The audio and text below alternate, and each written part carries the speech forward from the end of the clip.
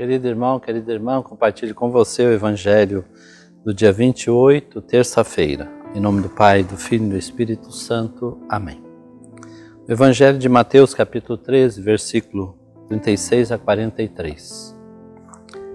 Naquele tempo, Jesus deixou as multidões e foi para casa.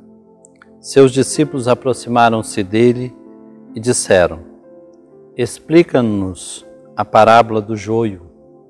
Jesus respondeu: Aquele que semeia boa semente é o Filho do Homem, o campo é o mundo, a boa semente são os que pertencem ao reino, o joio são os que pertencem ao maligno. O inimigo que semeou o joio é o diabo. A colheita é o fim dos tempos, os ceifadores são os anjos. Como o joio é recolhido e queimado ao fogo, assim também acontecerá no fim dos tempos.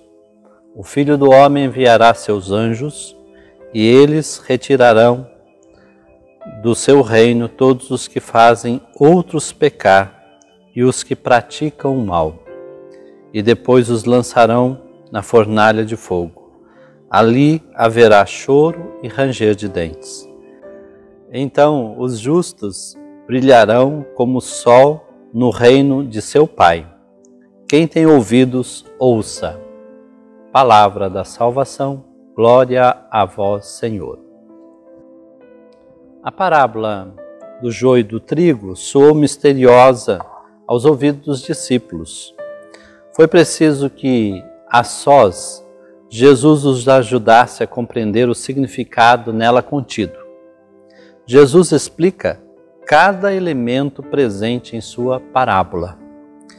Jesus deixa claro que há uma distinção nítida entre os filhos do reino e os filhos do maligno.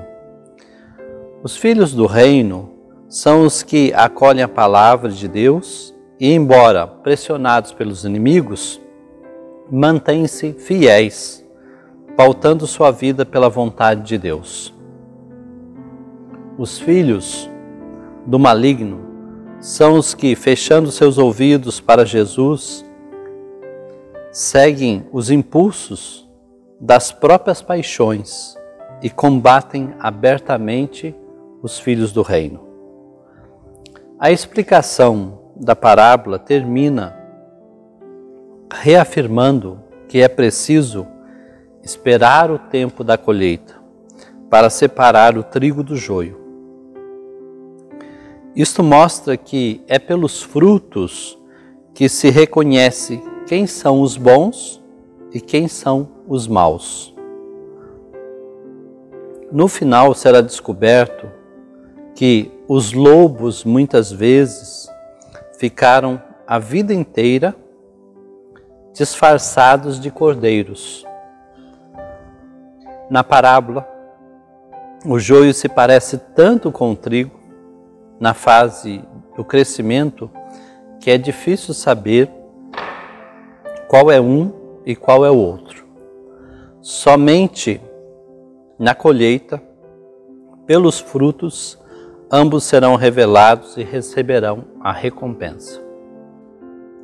Para ilustrar o Evangelho do dia, eu compartilho com você uma parábola. O menino que estava com raiva de seu colega porque este lhe tinha feito uma injustiça, foi procurar o seu avô. Olhando para seu neto, colocou-o no colo com afeto e apreço, e o avô disse: Eu mesmo, algumas vezes, senti grande ódio por aqueles que aprontaram comigo, sem qualquer arrependimento por aquilo que fizeram.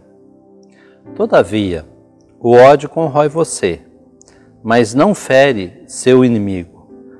É o mesmo que tomar veneno desejando que o inimigo morra. Lutei muitas vezes contra esses sentimentos. E ele continuou: É como se existissem dois lobos ferozes dentro de mim. Um deles é bom e não magoa.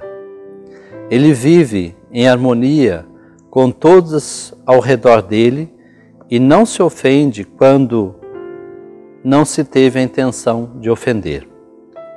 Ele só luta quando for certo fazer isto e da maneira correta. Mas o outro lobo, este é cheio de raiva, mesmo as pequeninas coisas o lançam num ataque de ira. Ele briga com todos o tempo todo, sem qualquer motivo. Ele não pode pensar por que sua ira e seu ódio são muito grandes. Uma raiva inútil, pois sua raiva não irá mudar coisa alguma.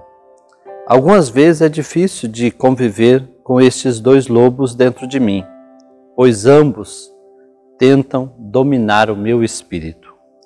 O garoto olhou